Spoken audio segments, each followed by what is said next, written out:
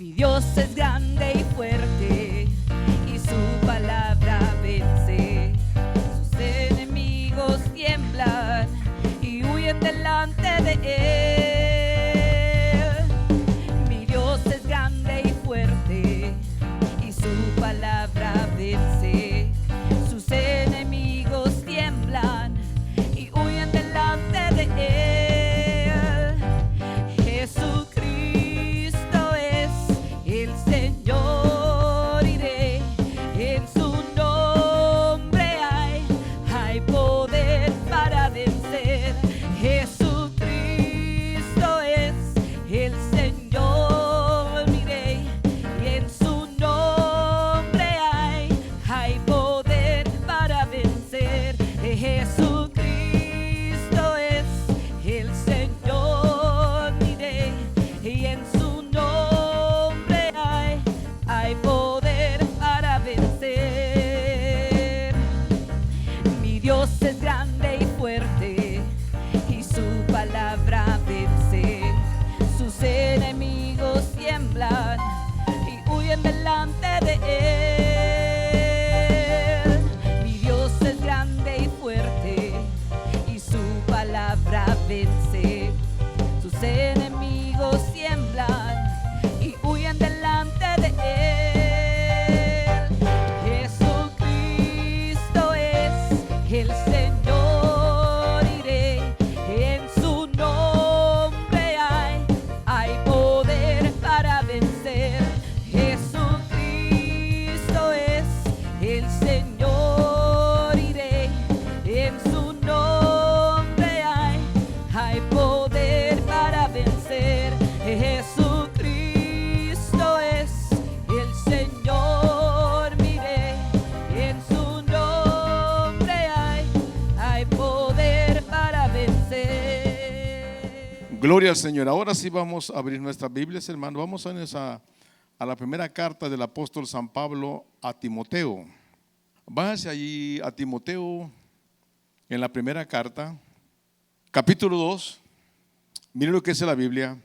Exhorto ante todo, dice, a que se hagan rogativas, oraciones y peticiones y acciones de gracias por todos los hombres, por los reyes y por todos los que están en eminencia, para que vivamos quieta y reposadamente en toda piedad y honestidad, porque esto es bueno y agradable delante de Dios nuestro Salvador, el cual quiere que todos los hombres sean salvos y vengan al conocimiento de la verdad. Yo le preguntaba a usted la semana pasada, ¿qué significa la palabra interceder? Y cada persona, cada hermano me daba a mí, como decimos, su punto de vista. Y estaba bien. Interceder, decíamos que es ponernos en medio entre Dios y el necesitado. Y ahí es donde viene la persona y empieza a interceder, a orar por aquella persona. Y esa es lo que es la idea que está dando aquí el apóstol San Pablo en el capítulo 2 de la primera carta, en el primer libro de Timoteo. La semana pasada, hermanos, nos quedábamos, me recuerdo casi por el versículo 10, 11 y 12 de Juan capítulo 17. Yo creo que nos vayamos a Juan capítulo 17. Vamos a terminar en esta noche con este capítulo. Es un capítulo, hermanos, que se conoce como la última oración o la antepenúltima oración que Jesucristo hace. Decíamos la semana pasada, hermanos, que Jesucristo en esta última noche Él hizo dos oraciones. Una oración que vemos que es la intercesión por lo que son Él mismo, por los apóstoles y por la iglesia. Cuando usted mira el versículo 20, mire lo que dice allí. Mas no ruego solamente por esto, sino también por los que han de creer en ti, dice. Por los que han de creer en mí, por la palabra de ellos, dice. O sea, está hablando, hermanos, si le ponemos atención a esto nosotros, nos vamos a dar cuenta, hermanos, que está hablando aquí de una oración que va a tener efecto, hermano, desde que Jesucristo hace esta oración hasta el último momento en que la iglesia está aquí en la tierra. Es una oración que Jesucristo nos está presentando aquí cuando usted le pone atención al versículo 20. Pero volviendo al versículo 10 y 11 en adelante, en el versículo 10 Jesucristo dijo unas palabras allí, como diciendo, dando a entender, lo mío es tuyo y lo tuyo es mío. O sea que todo lo que era del Padre, de su Padre, eran de Él. Ahora, aquí nos está dando una idea la Escritura que yo quiero que usted le ponga bastante atención acá. La importancia que es, hermanos, de ver lo que está diciendo aquí la Escritura. Dice, todo lo mío es tuyo y lo tuyo mío, y he sido glorificado en ellos. Si yo le doy algo a usted, o Dios nos da algo a nosotros, ¿cómo nosotros vamos a actuar ante aquello que Dios nos da?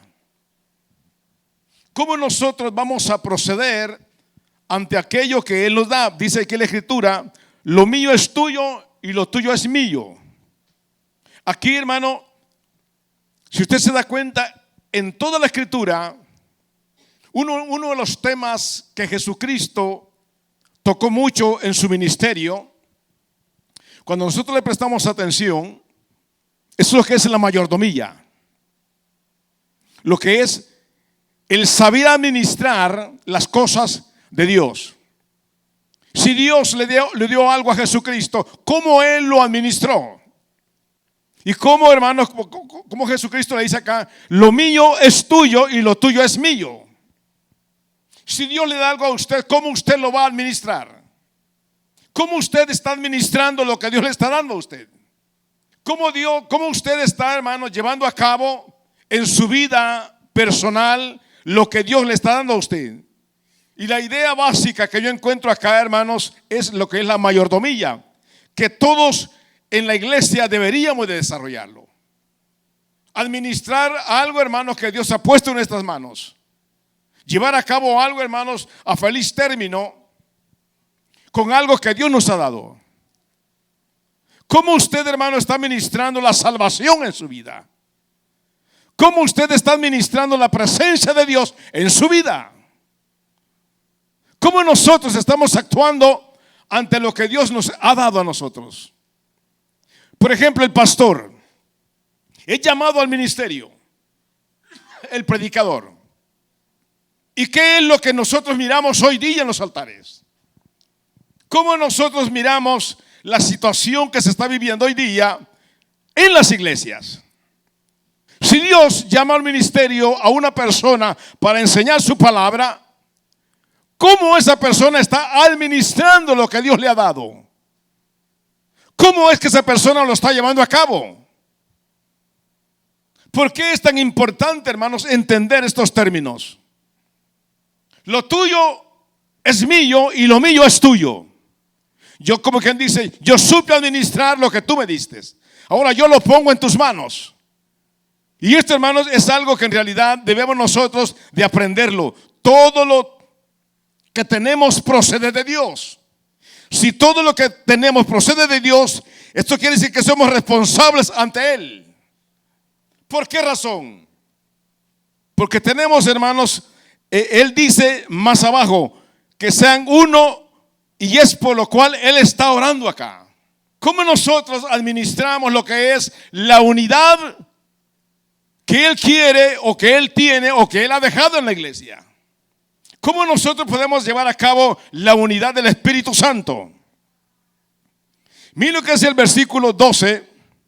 Alguien que me lea versículo 12. Fíjese bien. Cuando estaba con ellos en el mundo, dice. ¿Qué es la idea que está dando aquí la Escritura? ¿Acaso Él no estaba presente con ellos en ese momento? Él todavía no estaba en la cruz. Él todavía no había llegado a la cruz. Sin embargo, mire lo que Él está diciendo allá. Cuando estaba con ellos en el mundo, dice. ¿Qué idea le da a usted cuando escucha estas palabras? Lo que a mí me da a entender como que Jesucristo ya no estaba con ellos. Porque Él dice allí cuando estaba con ellos. Ahora, cuando usted mira el versículo 11, ¿qué es lo que dice allí? Y ya no estoy en el mundo, dice. Ya no estoy en el mundo. ¿Qué es lo que cómo podemos entender esto nosotros? Ya no estaba con ellos, dice el verso 12. Y el versículo 11 dice: ya no estoy en el mundo, mas estos están en el mundo. Y yo voy a ti, dice Padre Santo, a los que me has dado, guárdalos en tu nombre, para que sean uno, así como nosotros somos uno. Aparentemente, hermano, como que Jesús y los apóstoles se estaban quedando solitos acá. Pero ¿qué es lo que dice en el capítulo 16? Voltee tantito la hoja en el capítulo 16. ¿Qué es lo que es en el versículo 7? Alguien que me lea, por favor. Allí dice la escritura, hermano: os conviene que yo me vaya. Fíjese bien, hermano. Por eso Jesucristo dice allá, hermanos, que como que Él ya no estaba en el mundo. Pero tampoco la iglesia, hermano, tampoco los apóstoles, dice la escritura: os conviene que yo me vaya, porque si no me fuera, el Consolador no vendría. No vendría a vosotros, dice. Verso 13 al 15, ¿qué es lo que dice ahí, hermano Carlos? Fíjese bien una cosa ahí. La iglesia, hermano, no está sola. La iglesia no quedó, como decimos, huérfana. Mira el cuidado que Dios tuvo con la iglesia cuando miramos estos pasajes. En el versículo 11 dice la escritura, hermanos, que ellos se quedaban aquí en este mundo, mas estos están en el mundo, dice. Ahora, yo le hago una pregunta a usted. Note lo que está hablando ahí la escritura. Yo quiero que exprimamos un poco en esta noche estos pasajes, aunque ellos tienen mucho que darnos a nosotros. El tiempo no da para venir y decir: vamos a hacer una enseñanza de tantos temas sobre este pasaje. Recuerde que la misma escritura dice, hermano, que la Biblia, la palabra, dice, es como una fuente de agua que está saltando, dice. Es una fuente de agua que salta para la vida eterna. Eso es la escritura. La palabra, hermanos, no tiene límites. La palabra, hermanos, dice la escritura. Juan el apóstol, el capítulo 20, dice que si hubieran escrito todo lo que Jesucristo hizo, dice, no cabrían los libros, dice, en el mundo, dice.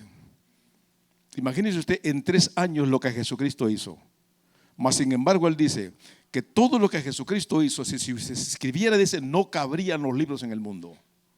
Ahora, cuando yo le digo a usted, hermano, que veamos esto y tratemos de exprimir un poco estos pasajes, cuando habla aquí la escritura, hermanos, cuando habla de lo que es el vivir en el mundo, lo que está hablando aquí la escritura, entonces aquí surge una pregunta que es muy importante de que nosotros la podamos tocar un poquito. ¿Qué es lo que lo hace mundano a una persona? ¿Lo hace mundano vivir en el mundo? ¿Sí o no? Entonces, ¿qué es lo que lo hace mundano a una persona? Mas esto, dice, están en el mundo, dice.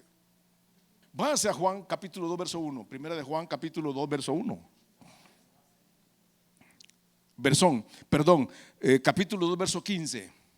Dice ahí Juan el apóstol. ¿Qué es lo que dice? Ahí está. No améis al mundo ni las cosas que están en el mundo, dice. Eso hace a una persona mundana. Pero el vivir en el mundo no lo hace mundano. Entonces la iglesia, hermano, eso es lo que Jesucristo está dando a entender acá. El cristiano no puede alejarse, hermano, de lo que es el mundo. El cristiano, lo que debemos aprender nosotros es aprender a vivir en este mundo. Eso es lo que el cristiano tiene que hacer. Aprender a vivir en este mundo. A cómo relacionarnos con el mundo. Si nosotros nos metiéramos en un, ¿cómo le llaman a eso? A un monasterio. ¿Qué pasaría si la iglesia se metiera en un monasterio? ¿Cómo se llevaría a cabo el evangelio? ¿Cómo sería anunciado el evangelio si cada cristiano que va naciendo en Cristo Jesús como criatura nueva y se mete en un monasterio para no pecar por este mundo? ¿Quién llevaría el mensaje de Dios? Entonces la iglesia, hermanos, tiene que aprender a relacionarse con el mundo. Miren lo que es en el capítulo 16, ahí mismo, capítulo 15, verso 18. Si el mundo os aborrece, dice, sabed que a mí me ha aborrecido antes que a vosotros. Verso 19. Si fuerais del mundo, el mundo amaría lo suyo. Pero porque no soy del mundo, antes yo os elegí del mundo, por eso el mundo os aborrece, dice. Entonces la iglesia, hermanos, debemos de aprender, hermanos, a convivir con lo que es el mundo, aprender, hermanos, a vivir en este mundo, a relacionarnos con este mundo. Y eso, hermanos, nos convierte a una persona en mundana. ¿Cómo podríamos nosotros entonces llevar a cabo el evangelio? Llevar el mensaje que Dios nos ha dejado a nosotros. Mira que es el versículo 16 allí. No son del mundo, dice, o sea que la vida de una iglesia no nace aquí en el mundo. ¿Qué es lo que miramos la semana pasada? Efesios 1:4, ¿qué es lo que dice? Que Él nos escogió, dice, desde antes de la fundación del mundo. Es por eso que la gran diferencia que existe, hermano, entre la iglesia de Cristo y una religión. Las religiones paganas, hermano, Cantares dice, una es la amada, dice. Una es la amada. Hay concubinas. Ahí el libro de Cantares lo relaciona. Y nosotros venimos y tocamos ese equilibrio de Cantares y lo relacionamos con la iglesia, nos vamos a dar cuenta. Entonces, hermanos, la iglesia, hermanos, no es producto de una persona que haya surgido en este mundo y haya empezado a malinterpretar la escritura. ¿Quién es el padre de los ruselistas? O sea, los señores de la atalaya. Russell. ¿Quién es el padre, hermano, de los adventistas? Un hombre llamado Guillermo Miller. ¿Quiénes son los padres del mormonismo? Un hombre llamado José Smith. Y así, hermano, cada religión tiene su líder que la fundó. Pero ¿quién fundó la iglesia de Jesucristo? ¿Dónde nació? ¿Nació aquí en el mundo o nació allá arriba? ¿Dónde nació? ¿Qué es lo que dice Efesios 1:4? Él nos escogió, dice, desde antes de la fundación del mundo, dice. Entonces quiere decir eso, hermano, que la iglesia no nace aquí en el mundo, no nace aquí. La iglesia nace en la mente y en el corazón del Padre. Allí nació. Y allí, hermanos, ya estábamos usted y yo. Ya estábamos, hermano, en la mente de Dios ya habitaba usted y yo. Porque dice allí, hermano, según nos escogió, dice, en Él antes de la fundación del mundo. O sea que en el versículo 18, alguien que me lea por favor allí. Estamos en el capítulo 17 de Juan. Aquí Jesús, hermano, les imparte una misión. Los dejaba en este mundo, pero también les impartía una misión. ¿Qué dice en el versículo 18? Como tú me enviaste al mundo, así yo los he enviado al mundo, dice. ¿Con qué propósito Dios los manda al mundo?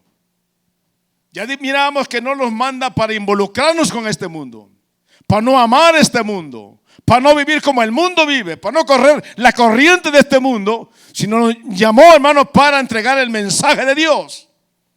¿Qué es lo que dice Mateo 28, perdón, allá por el versículo 20?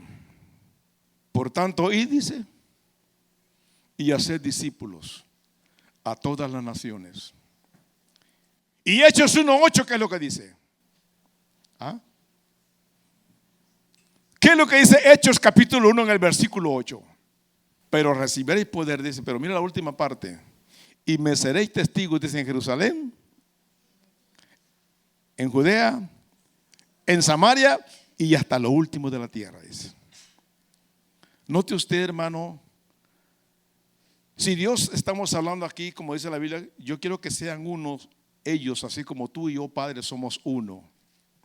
Cuando usted investiga el futuro que les esperaba a cada apóstol, por el cual el Señor estaba orando acá, y usted investiga, hermano, cuál fue el paradero de ellos, dónde fallecieron, usted necesita irse a la historia. Porque muchos de nosotros podemos creer que los apóstoles murieron allá en Jerusalén. No. No fue así. Cuando nosotros miramos, hermano, la vida de Jacobo, él sí murió allí. Capítulo 12, versículo 1 y 2 del libro de los Hechos. Dice la Biblia, hermano, que había un hombre llamado Herodes Agripa.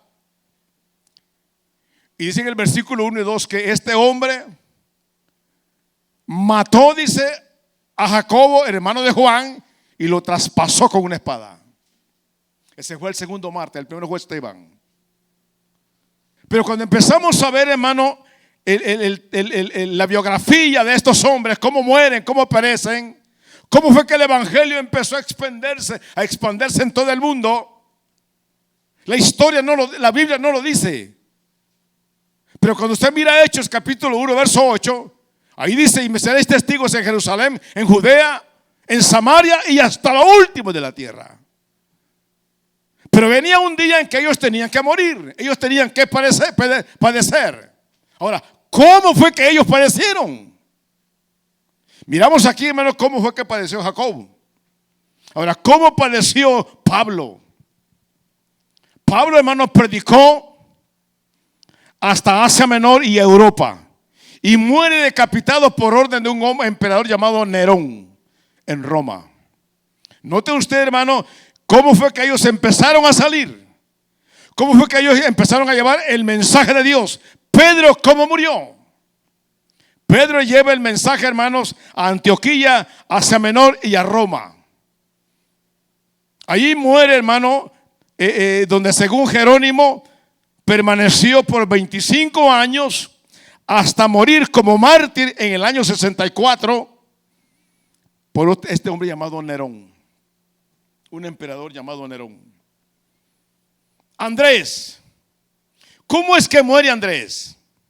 Andrés llevó el evangelio, hermano, a Tracia y Bizancio y a las regiones del norte del Mar Negro, entre las cuales están Escitia, lo que hoy llamamos el sur de Rusia.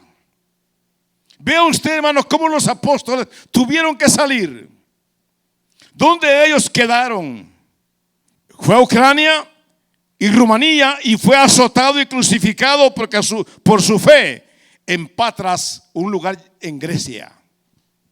Ahí fue donde muere Andrés. Aquí vemos la muerte de 4 apóstoles ya. Vea usted cómo ellos llevaron el mensaje de Dios, lo que está hablando aquí el Jesucristo, y dónde cada uno de ellos fue quedando.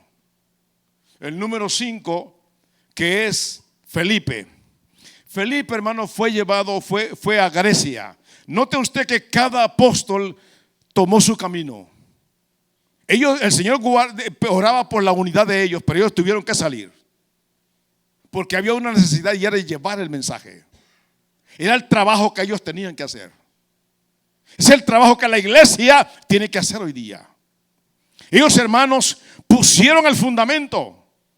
Como dice la escritura, Pablo dice: yo como perito puse el fundamento. Efesios 2:20 lo dice: edificado sobre el fundamento de los apóstoles y profetas. Ellos fueron poniendo el fundamento de la iglesia.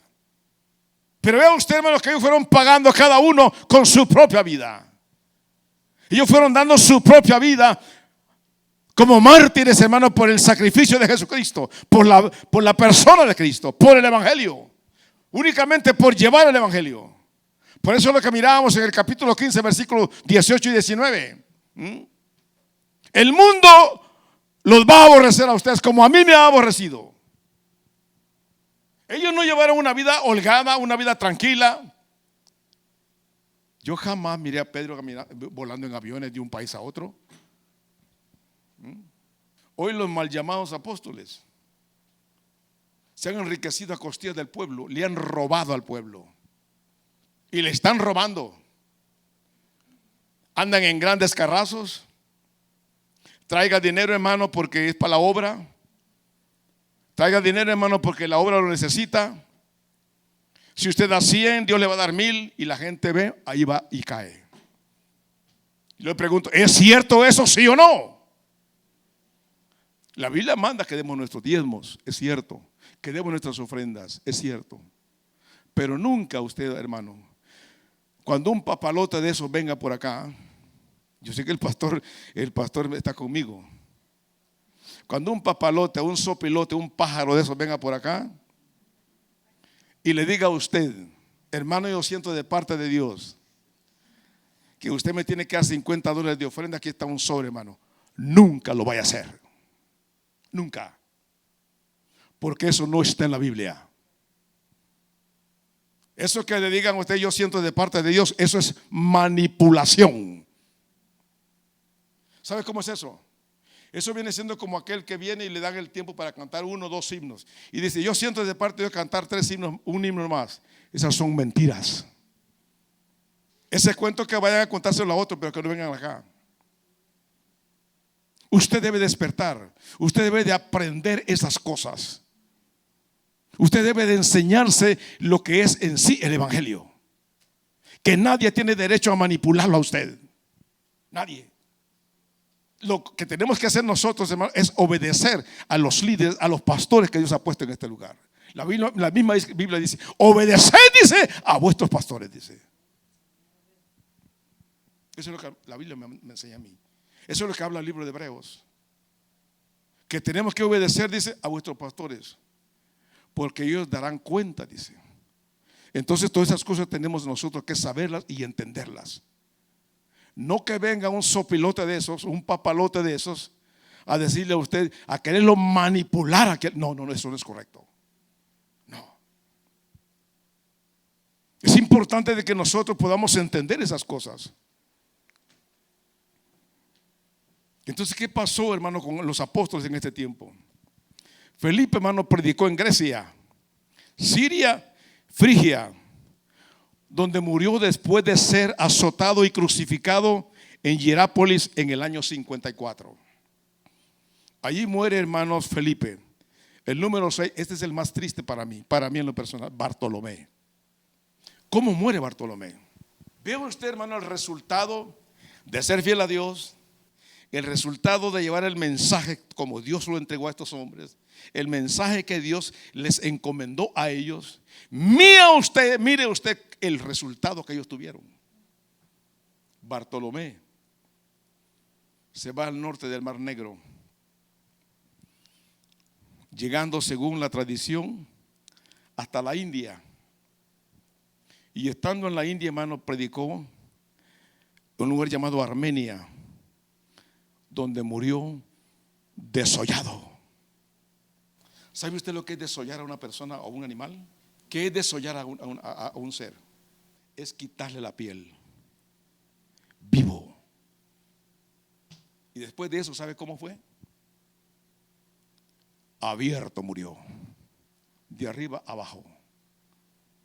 Fue un precio, hermanos, bastante triste lo que estos hombres vivieron.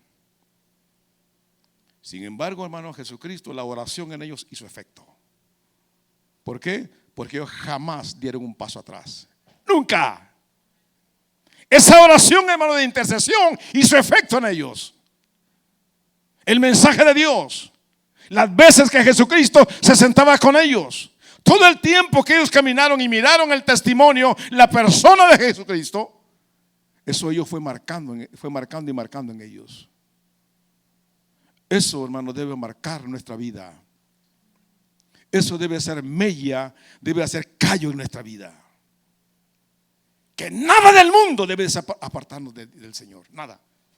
Porque vienen momentos difíciles, vienen tiempos tristes para la iglesia. No crea usted que, no se crea de eso. Yo he visto papalotes, como le decía, he visto pájaros en el internet diciendo que vienen tiempos mejores. Momentos son así. La Biblia no me enseña eso a mí. Yo estoy como decimos en mi país, hay un refrán que dice que estoy entre Jerez y la frontera. ¿En qué sentido?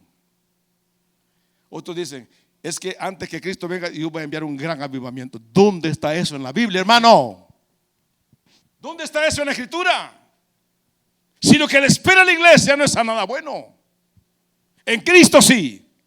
Cuando usted se mete a la oración, cuando usted se sumerge en la oración, hermano, ahí encuentra usted la fortaleza. Ahí está nuestra fortaleza.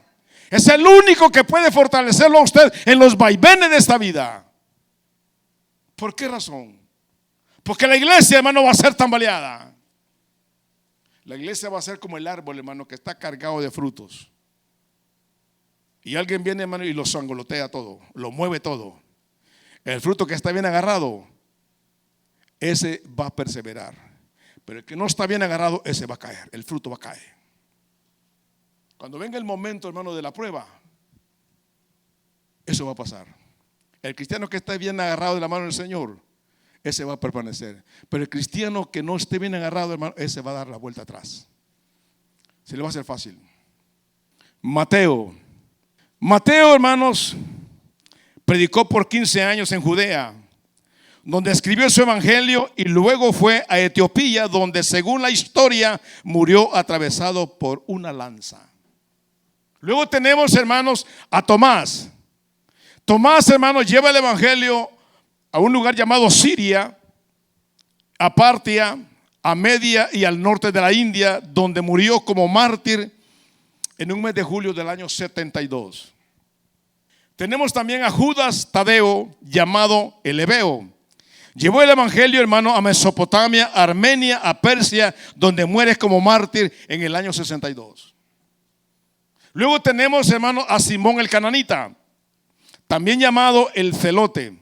Llevó el evangelio, hermanos, al Oriente Medio y al norte de África. Según la historia, muere en Etiopía cortado por la mitad. Tenemos ahora, hermanos, a Juan, el hermano de Jacobo. ¿Cómo muere Juan? Fue el único que muere, hermanos, de una muerte natural. Primero fue llevado a la isla de Patmos, donde se le reveló el Apocalipsis, donde el emperador vio que no moría allí, hermano, no murió. Lo manda a traer, hermano, y lo mete en un perol hirviendo con aceite. Y el líquido aquel hirviendo no tocó su naturaleza, su cuerpo, no lo tocó. Y según creen que esas quemaduras, o sea, como que ese vapor hizo efecto en algunos órganos de su cuerpo. Y él muere, pero ya muere en su vejez. Matías, que fue el último. ¿Cómo muere Matías? ¿Sabe usted quién es Matías, no? Matías fue, hermano, el apóstol que tomó el lugar de Judas Iscariote. Matías llevó el evangelio, hermano, a un lugar llamado Capadocia. Murió como mártir. Otros dicen que fue martirizado en Etiopía, pero él siempre murió como un mártir. O sea, cada uno de los apóstoles, hermanos, mueren de esa forma. Hoy día, hermanos, hemos visto nosotros lugares donde hay persecución para la iglesia, donde muchos pastores están sufriendo. Escuchamos testimonios de grandes hombres de Dios, hermanos, hoy en la actualidad, que están sufriendo a causa del evangelio. Yo le pregunto a usted, ¿qué está sufriendo usted por el evangelio? ¿Qué estamos padeciendo nosotros por el evangelio? Nada. Venimos a la hora que se nos pega la gana. Venimos cuando venimos.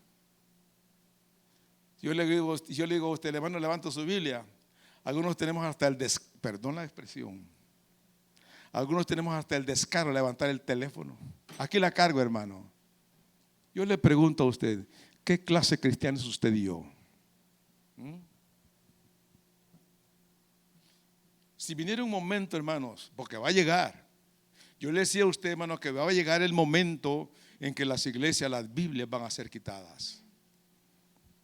Y si usted no tiene nada de Biblia en su corazón, no tiene usted pensamientos bíblicos en su corazón, hermano, usted no le sirvió de nada ser cristiano. No.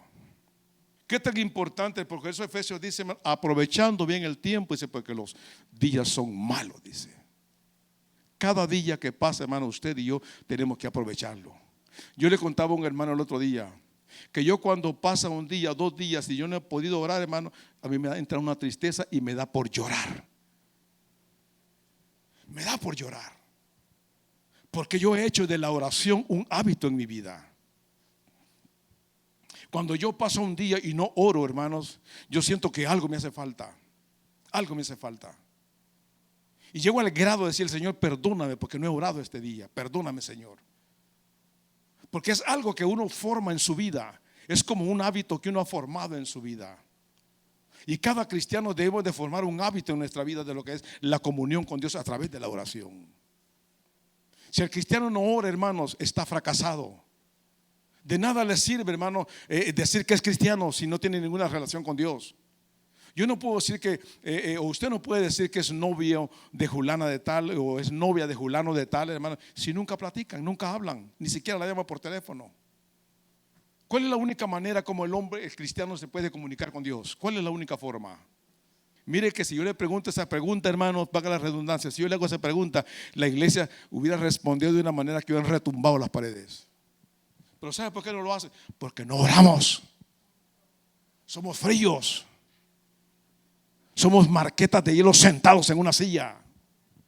Y eso, hermano, en realidad da tristeza. Y no debería ser así. No. Ahora Jesús, hermano, en el versículo 20, ora por los futuros creyentes. Alguien que me lea versículos 20 al 26, hermano Carlos, si después usted puede hacerlo. Amén. Fíjese bien, hermano, yo le decía a usted la semana pasada que cuando usted lee este capítulo y lo lee, como decimos, como leer un pasquín o como leer un chiste o una revista, no le encuentra sentido. Pero cuando usted lo lee, hermano, cuando usted lo lee y se mete en la escritura, usted va a resultar llorando. Va a terminar llorando. Va a terminar siendo ministrado por el Espíritu Santo. ¿Por qué razón? Porque lo primero que yo miraba aquí, hermano, en este pasaje es que se acercaba el momento, se acercaba la hora, se acercaba el minuto en que Jesucristo iba a dar su vida. Él prácticamente lo está diciendo aquí: yo ya no estoy con ellos. Y él mismo le dice en el capítulo 16: no se van a quedar solos, les voy a enviar al Consolador, dice, al Espíritu Santo. ¿Cómo se sentía el corazón de Jesucristo en estos momentos? ¿Qué sentía el Señor? Yo he querido meterme en esa área, hermano, y no puedo. He querido yo, tal vez no tocar fondo, pero por lo menos meterme en el sentimiento que surgía en el Señor en ese momento. Tratar de ver, hermanos, lo que el Señor estaba sintiendo acá. Sabía que Él dejaba a sus discípulos, sabía que Él dejaba a sus amigos, pero en realidad, ¿qué era lo que Él sentía acá?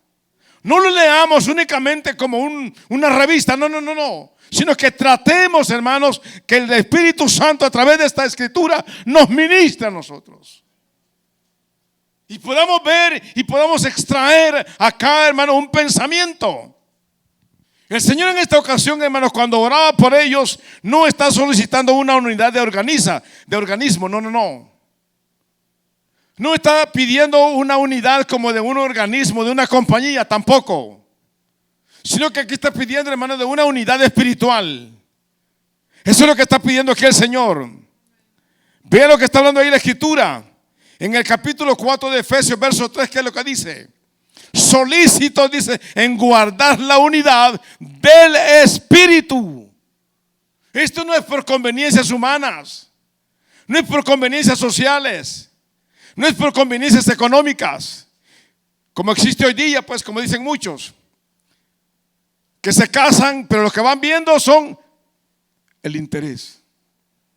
En este caso, hermanos, cuando la Biblia dice en Efesios 4:3, solícitos en guardar la unidad del Espíritu, claramente está hablando ahí la Escritura que no es del hombre esta unidad.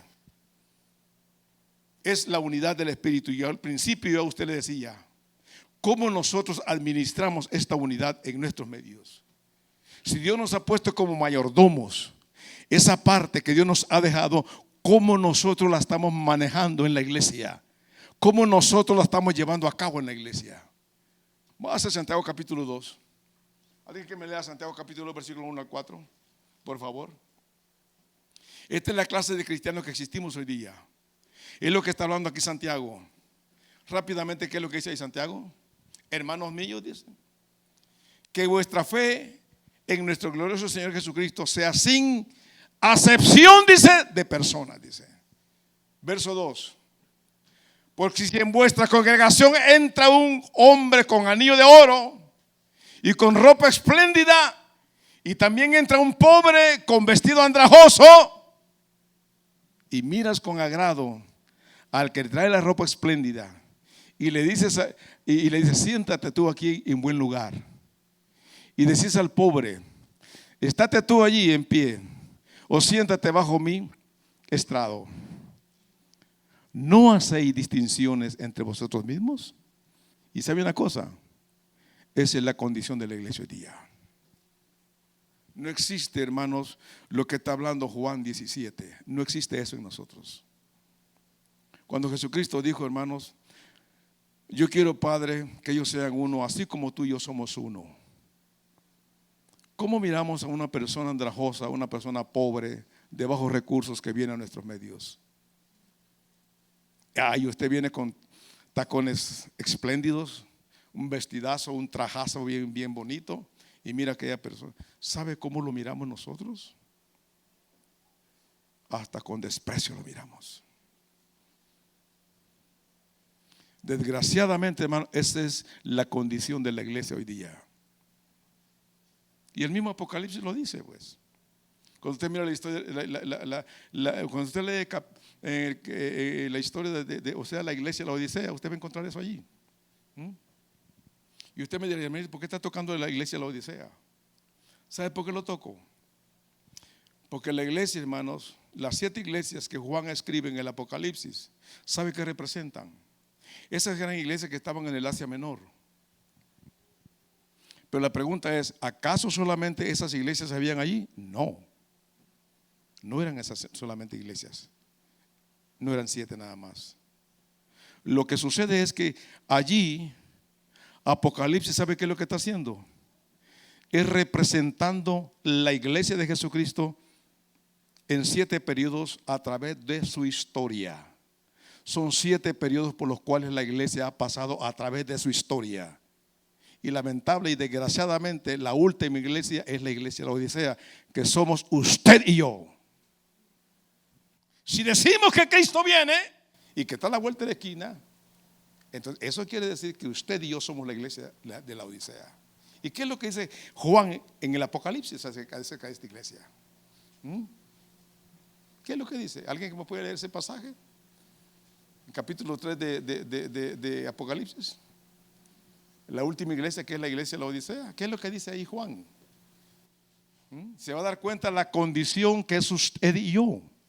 Eso somos usted y yo, desgraciadamente, en Cristo Jesús. ¿Qué es lo que habla allí Juan el apóstol? ¿Lo encontró o no? Ahí están en la última iglesia, hermano. Ahí lo puede mirar usted. Mire lo que dice. Verso 14: y escribe el ángel de la iglesia en la Odisea: he aquí el amén, el testigo fiel y verdadero. El principio de la creación de Dios dice esto: yo conozco tus obras, dice, que ni eres frío ni caliente, dice.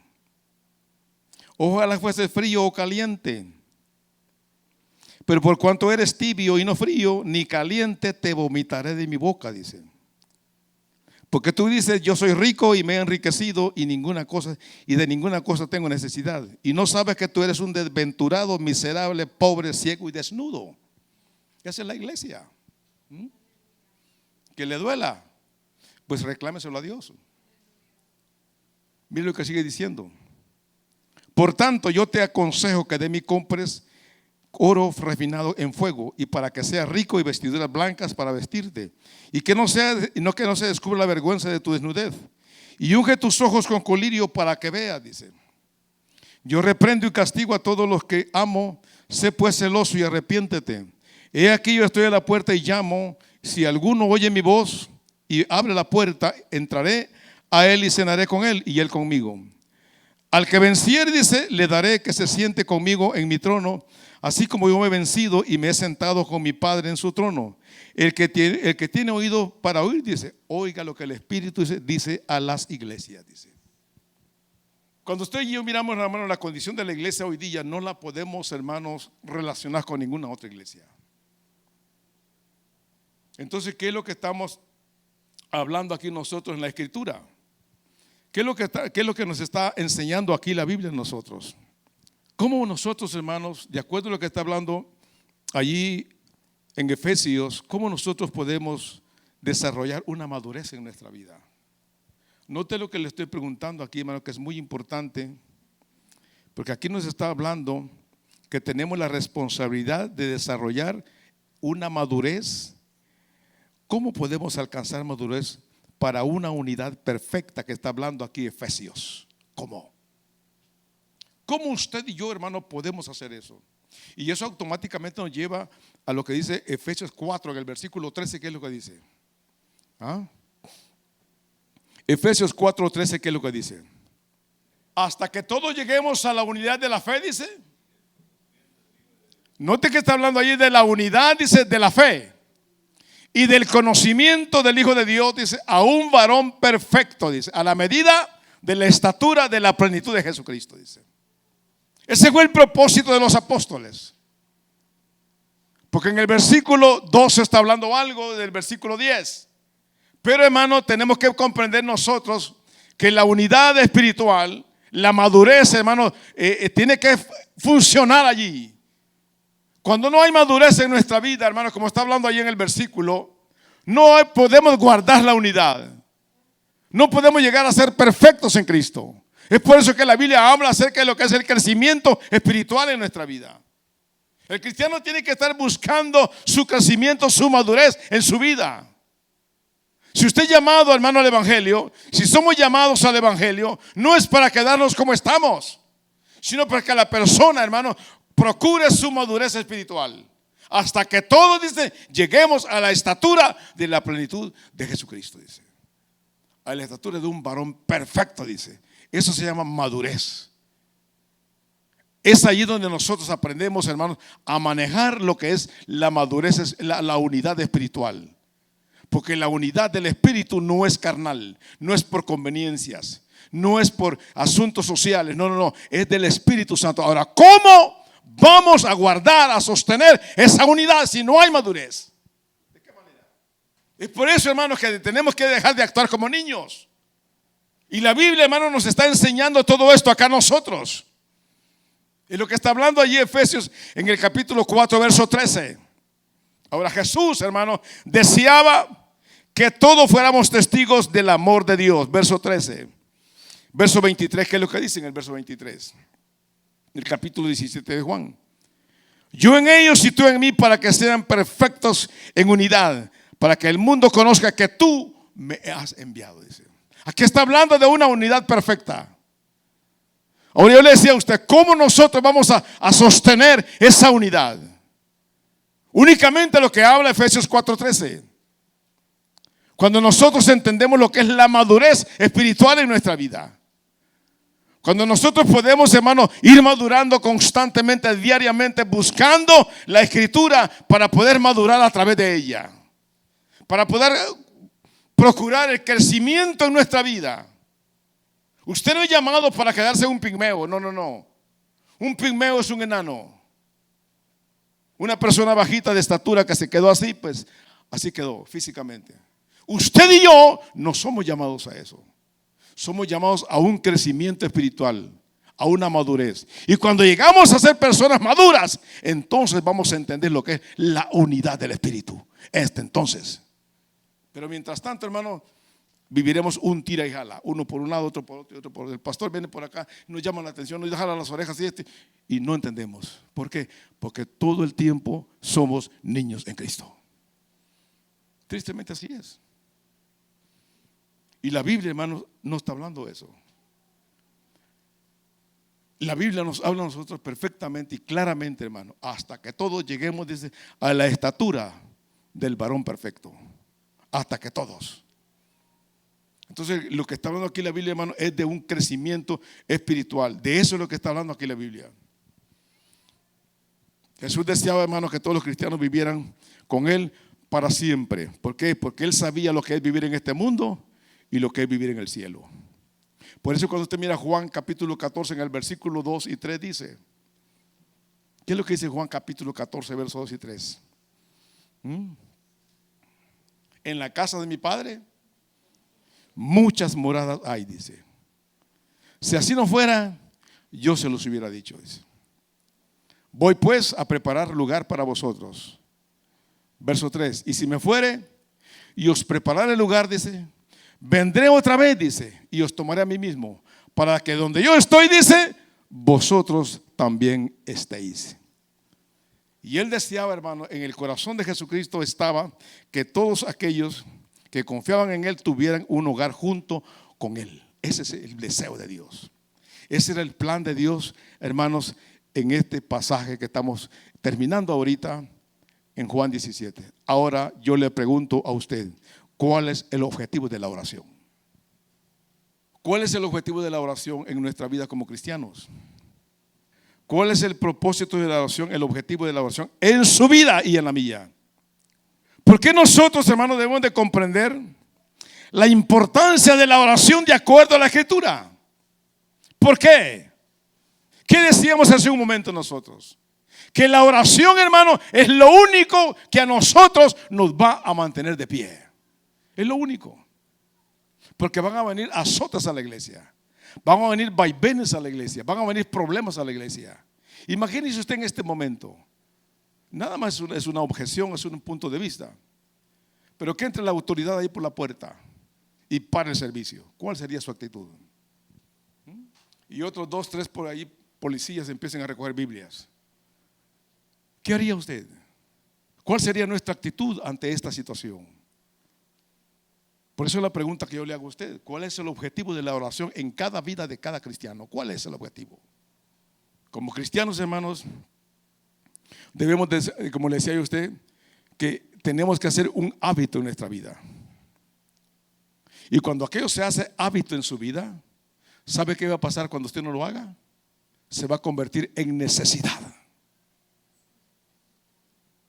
Y cuando usted, hermano, yo le hago una pregunta a usted. ¿Cuántos han dejado su celular en su casa cuando han tenido que venir a la iglesia? Y vienen en el carro y vienen a una cuadra de su casa. No me va a decir que usted lo va a dejar. Inmediatamente da la vuelta y regresa y va a traer el teléfono. ¿Por qué? Porque eso ya se hizo un hábito en su vida. La oración. Yo le decía a usted, ¿por qué es importante que la oración se haga hábito en su vida y en la mía? ¿Por qué es importante todo eso? Porque la oración, hermano, es lo único que a usted y a mí nos va a sostener de pie. Es lo único. Es lo único, hermano, la palabra, la meditación no nos va a dejar que nosotros volvamos atrás. ¿Por qué piensa usted que una persona en el evangelio recién convertida viene a la iglesia, recibe a Cristo en su corazón y al mes se va al mundo nuevamente? ¿Por qué piensa usted? ¿Por qué cree que pasa eso? Yo que he hablado con cristianos, he hablado con hermanos, he tenido la oportunidad y me dicen, no, hermano, yo me he apartado tengo como 20 años de ser cristiano y me he apartado como 4 o 5 veces del evangelio. Me voy unos 3, 4 años y después regreso, me dice. Me voy por allá otra vez y después regreso otra vez. Digo, ¿por qué tiene que ser así? ¿Dónde está la razón? No hay algo que a usted lo sostenga. Es importante todo eso, hermano, la madurez. Es importante, hermano, la palabra. Es importante la oración en la vida de un cristiano. Esas son las armas, hermanos, que usted debe mantener presente en su vida. Cuando usted mira Efesios 6, 18, ¿qué es lo que dice allí? Efesios 6, 18. Vea, se va a dar cuenta usted lo que habla ahí la escritura en capítulo 6, verso 18 de Efesios. Orando en todo tiempo, dice, con toda oración y súplica en el Espíritu. Velando en ello con toda perseverancia y súplica por todos los santos, dice. Pero muchos de nosotros, como decimos, hablando un término un poco vulgar que decimos, nosotros muchos ni siquiera la oración del tirador hacemos. ¿Cuántos saben lo que es la oración del tirador? Son aquellos que nada más doblan una rodilla, hermano, para disparar así nada más y se levantan rápidamente. Hay personas que ni siquiera oran por sus alimentos. Qué triste eso, hermanos. ¿Ah?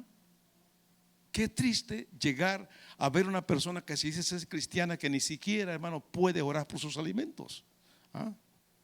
Así como se levantaron, se van a la cama, hermanos. Pasa el siguiente día, se van a la cama, hermano, y así vive su vida. Es una persona y una vida así, hermano, no va a dar frutos. No se va a desarrollar en el Señor. No. El cristiano tiene que aprender, hermano, a lo que es la oración. Por eso le preguntaba yo, ¿cuál es el objetivo de la oración en un cristiano? Es lo único que a usted y a mí nos va a sostener en el momento de la prueba. Es lo único. Nada más a usted le va a hacer efecto en el momento de una situación difícil. Lo único que usted va a hacer efecto es la oración que usted ha adquirido. ¿Sabe cómo viene siendo eso? Le voy a poner un ejemplo bien clarísimo. Usted está trabajando, tiene 5 o 10 años trabajando. Póngame atención a este ejemplo claro que le estoy poniendo. Usted tiene 10 años trabajando y usted viene y agarra un dinero para meterlo al banco y otro dinero para sus gastos. Cada semana, un dinero para el banco, para su cuenta, y un dinero para sus gastos. Siguiente semana lo mismo, y así va usted, y pasan 5 o 10 años. Va al banco y un día viene usted y se quedó sin trabajo. Y echa mano de la cuenta que tiene en el banco. Nosotros como cristianos tenemos que aprender a ahorrar en el banco de Dios. La oración. Tal vez ahorita nosotros no tenemos necesidad porque no hay, como decimos, no hay persecución, no hay problemas con la iglesia, no la están cerrando, no la están cancelando, pero tenemos que estar orando, ahorrando en el banco de Dios. ¿Por qué? Porque va a venir un momento en que ya no podemos congregarnos y esa oración que tenemos en Dios, eso nos va a sostener. Eso sostiene al cristiano. Porque es un cristiano que la oración la ha convertido en un hábito. Ha hecho un hábito, lo ha hecho familiar en su vida. Y cuando pasa un día, lo siente el vacío, que no ha podido orar. Y está en la noche y tiene que levantarse a orar. Los que son novios, bueno, aquí todos somos viejos ya. Hermano Julio dice no, dice hermano Julio. Hermana Roxana dice no, dice, nosotros somos jóvenes, dice. ¿Acaso usted no se desespera cuando su cónyuge o su novia o su novio se va para un país, a otro estado, o se va a otro país? Inmediatamente baja del avión, te calcula el tiempo y dice, no, la guaya, ahorita bajó del avión, le llama, inmediatamente le llama. Quiere comunicarse con esa persona. Se desespera porque quiere escuchar a esa persona. ¿Sabe qué? Dios quiere escuchar su oración. Dios quiere escuchar su clamor, su gemir. Dios lo quiere escuchar. Necesitamos nosotros, hermanos, y eso es lo que el apóstol San Pablo está hablando en 2 Timoteo. ¿Qué es lo que dice Pablo en 1 Timoteo capítulo 2? ¿Qué es lo que dice Pablo allí? 1 Timoteo capítulo 2 en el versículo 1. Exhorto ante todo 4 cosas: a que se hagan rogativas, oraciones, ¿qué más? Peticiones, ¿qué más? Y acciones de gracia, dice. Note lo que está hablando de la Escritura. Decíamos, hermano, anteriormente que la intercesión es una verdadera preocupación que el cristiano siente por otra persona, por un grupo de personas. Lo que estamos sintiendo nosotros hoy día, eso nos induce, nos exige, nos pide como cristianos que nosotros tengamos que orar por el pueblo de Israel, porque el pueblo de Israel lo necesita. Y ahorita en la actualidad, hermanos, son millones y millones de personas las que están orando por el pueblo de Israel. Están orando por la paz de Jerusalén, porque la misma Escritura nos lo manda a nosotros. Ahora, ¿qué es la intercesión? Vamos a ir entrando en esta noche y voy a terminar dentro de dos o tres martes. Pero hasta aquí terminó, hermano, el capítulo 17 de Juan. Ahora sí vamos a entrar en una enseñanza un poquito más adentro. Nos vamos a ir un poquito más allá acerca de lo que es la oración y la intercesión. Porque muchos de nosotros pensamos que la oración es algo así como lo hace la religión, pues. Pero en realidad la oración no es esa. Y tenemos que entender nosotros qué es la oración, qué es interceder los unos por los otros. Verso 1 ahí está hablando de rogativas, de oraciones, de acciones de gracias. Está hablando, hermanos, de que nosotros tenemos que, de súplicas, en donde el que pide se coloca entre Dios y el que lo necesita.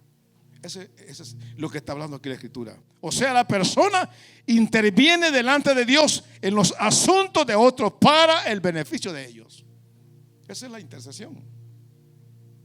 Pero si ni siquiera por nosotros oramos, ¿Cómo vamos a sentir la necesidad de orar por otros? La carga de orar por otros. Mire, yo sentí una presencia tan linda el domingo aquí, hermano, en la mañana. Sentí una presencia del Señor tan preciosa aquí en la mañana, antes del servicio. Estábamos unos 2, 3 aquí, estaba antes de que la gente viniera, es cierto. No había casi gente, no había empezado el servicio. Pero hay lugares, hermano, donde muchas veces se dan hasta 2 servicios en el día, 3 servicios en el día. ¿Sabe qué hace la gente? ¿Sabe qué hace? Deja su Biblia, su cartera en el asiento donde está y se va, porque quiere venir al siguiente servicio. Termina el segundo servicio, deja el asiento ocupado con su Biblia, su cartera y se va. Y vuelve a venir. ¿Sabe por qué? Porque ahí se siente la presencia de Dios, porque es un pueblo de oración. Pero ¿qué pasa cuando hay un pueblo donde no ora? ¿Qué pasa cuando hay un pueblo que no le interesa la oración? ¿Qué pasa cuando hay un pueblo que no le interesa la intimidad con Dios? ¿Sabe qué es lo que hay allí, hermano? Allí hay frialdad, indiferencia. Somos cristianos de cartón. A mí, créame la verdad, yo le voy a decir sinceramente, a mí me da tristeza ver la situación. Y yo le estoy orando a Dios para que Dios traiga un despertar acá, un avivamiento, que traiga un crecimiento. Yo estoy intercediendo a Dios para que haga eso en este lugar. Porque aquí hay gente, déjeme decirle, hay gente que Dios va a traer, y gente con deseos de trabajar, y va a trabajar, y eso le va a provocar celos a usted. Eso va a ser. Y eso lo habla Pablo en Romanos capítulo 11 acerca del pueblo gentil con el pueblo de Israel. Cuando dice, os provocaré a celos con un pueblo que no es pueblo. Y fue el pueblo gentil. Y con este pueblo gentil, Dios provocó a celos al pueblo de Israel. Dios trae un pueblo para acá. Gente con deseos de trabajar, gente con deseos de desenvolverse, gente con deseos de aprender. Usted se va a quedar atrás. Por eso la Biblia dice, los primeros serán postreros y los postreros primeros. Si usted no quiere hacer nada aquí en la obra, Dios va a traerlo para trabajar aquí. Si no ora aquí, hermano, Dios va a traer gente que clame a Dios acá. Que Dios despierte este lugar, que Dios traiga un crecimiento a este lugar. Estamos orando por eso. Estamos clamando a Dios, hermano, para que Dios levante un grupo de oración en este lugar, porque la iglesia lo necesita.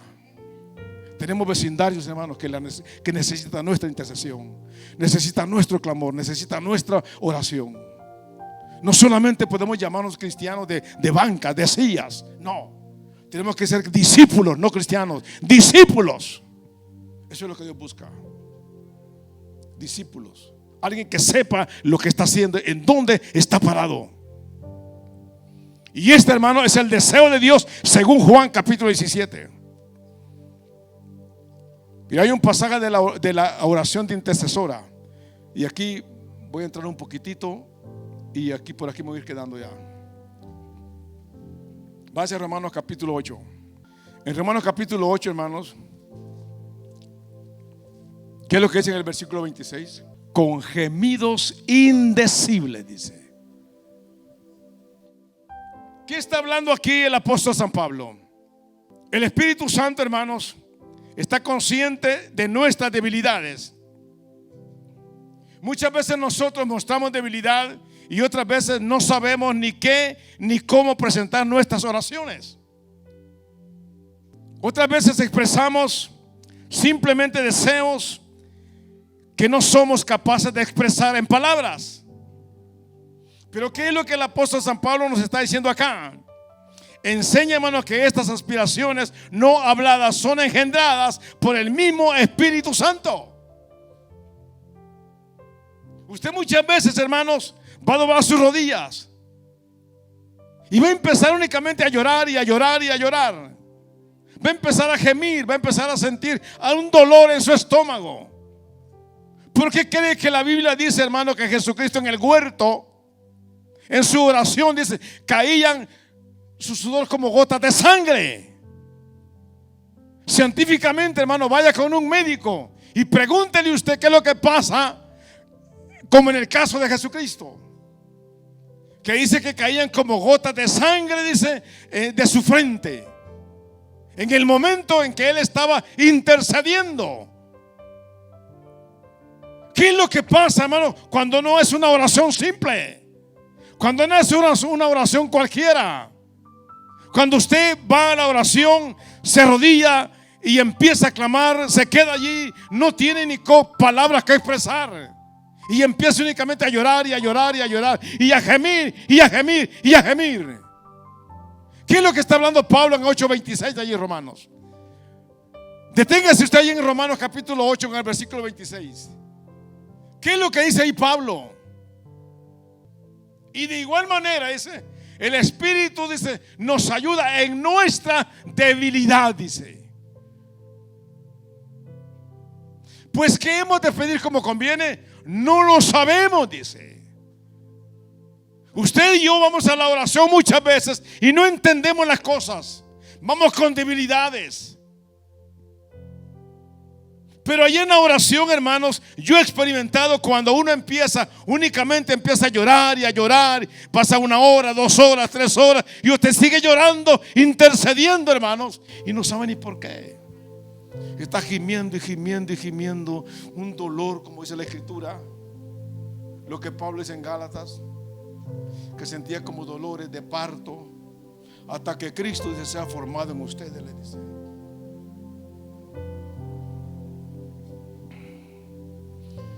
Nosotros necesitamos entender, hermano, lo que está hablando Pablo allí.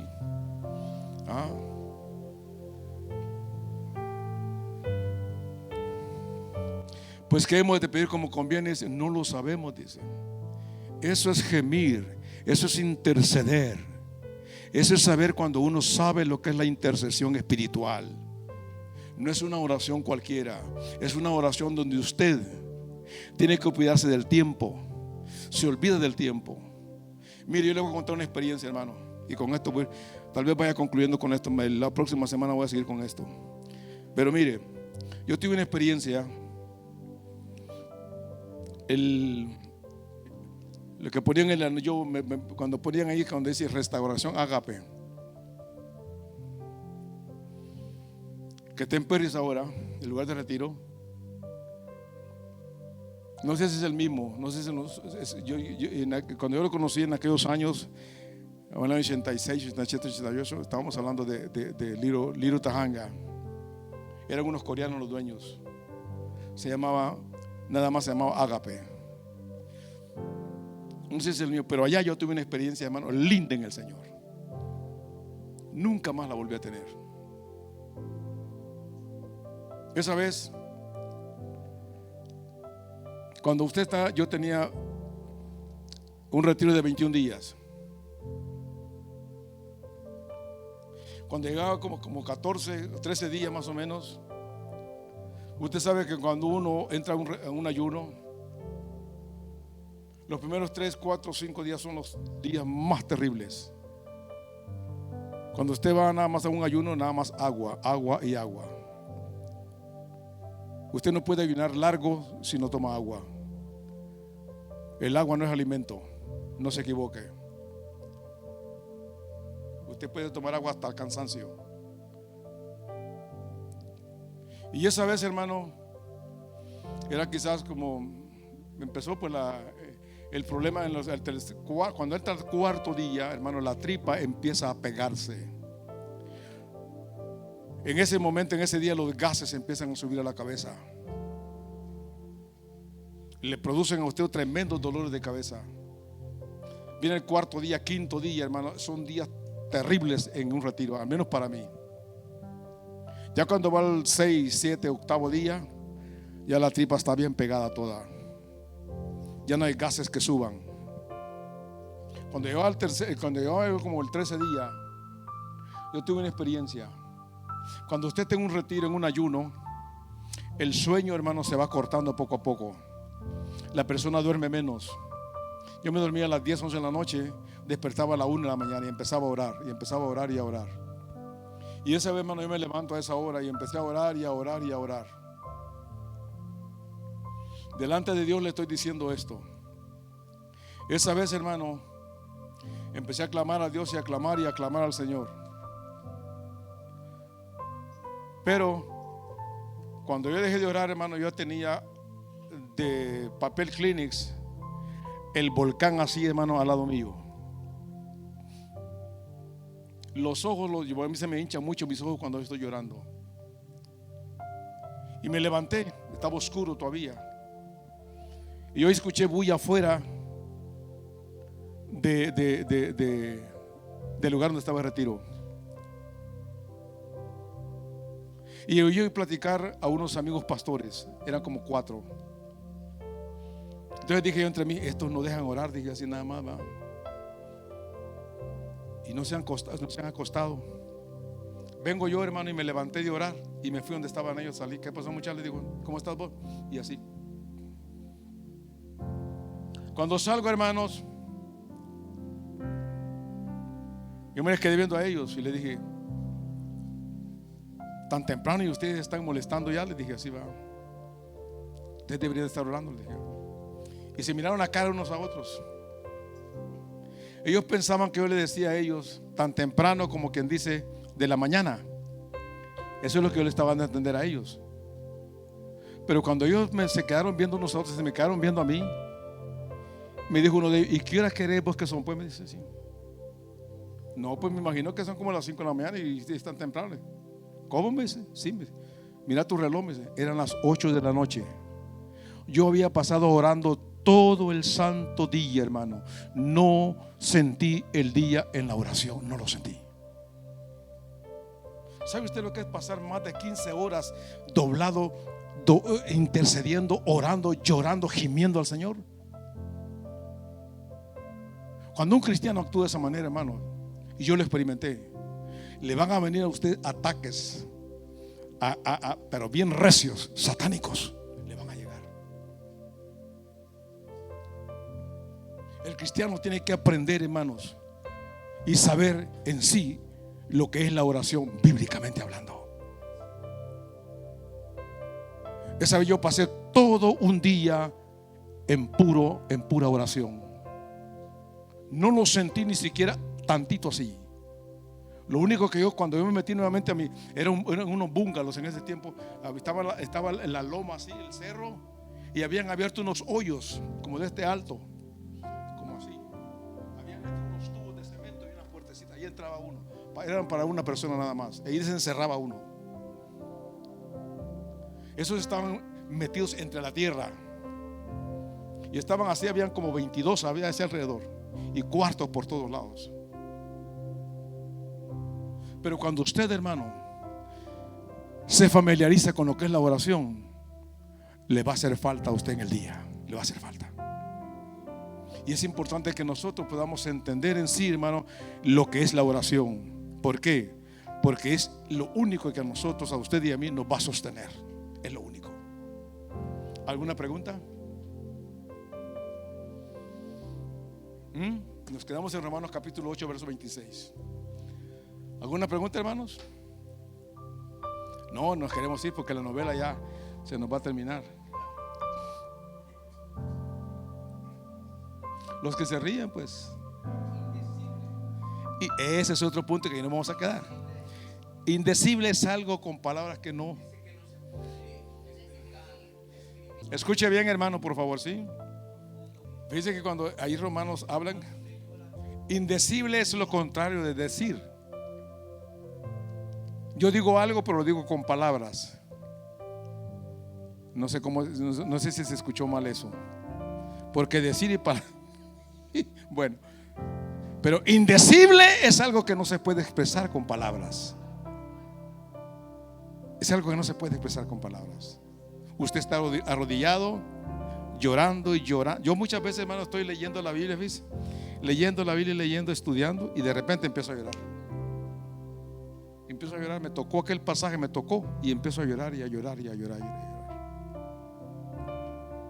Y es lindo cuando uno, hermano, puede vivir esas experiencias. Es precioso eso.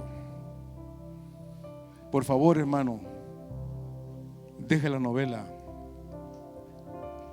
No estoy acostumbrado a hablar de esas cosas. A mí hablar de contra la novela, que de las hermanas son noveleras, decir esto. Yo no soy de esos. No soy de esos. Pero muchas veces, hermanos, pasamos 4 de las 6 de la tarde hasta las 9 de la noche frente a un televisor viendo novelas, y nos vamos a acostar y le pregunto, ¿su conciencia no le molesta? ¿Ah? Le pregunto una pregunta bien fácil, ¿su conciencia no le molesta? ¿Ah? Si Cristo dio todo por nosotros en la cruz del Calvario, demos lo que está de nosotros a Él también en la obra. Póngase de pie. Vamos a orar, hermanos, por la nación de Israel. Vamos a pedirle a Dios. Yo quiero que todos se pongan de pie, se estire un poquito allí. Si usted puede tomar a los hermanos de su mano, vamos a interceder, vamos a pedir por ellos al Señor. Yo sé que ya es tarde, ya me pasé un poco tarde, pero vamos a orar. Así como estamos de pie, por favor. Padre, te damos gracias en esta hora. Abra sus labios, por favor, hermano. Señor, te bendecimos en esta noche, oh Dios. Venimos delante de tu presencia, amoroso Dios, en el nombre de Cristo Jesús. Especialmente venimos poniendo la nación tuya, la nación de Israel, Señor. Abrimos nuestros labios, oh Dios, para pedir por la paz de Jerusalén. Pedimos, oh Dios, que tú bendigas, que tú guardes, que tú protejas a tu pueblo. En el nombre de Jesucristo, amoroso Dios. Sabemos que tú no los has dejado a ellos. Sabemos que tú estás con ellos, Señor. En el nombre de Jesús, maravilloso Señor, pedimos por tu pueblo en esta noche, Padre, que tú los guardes, que tú los protejas, oh Dios.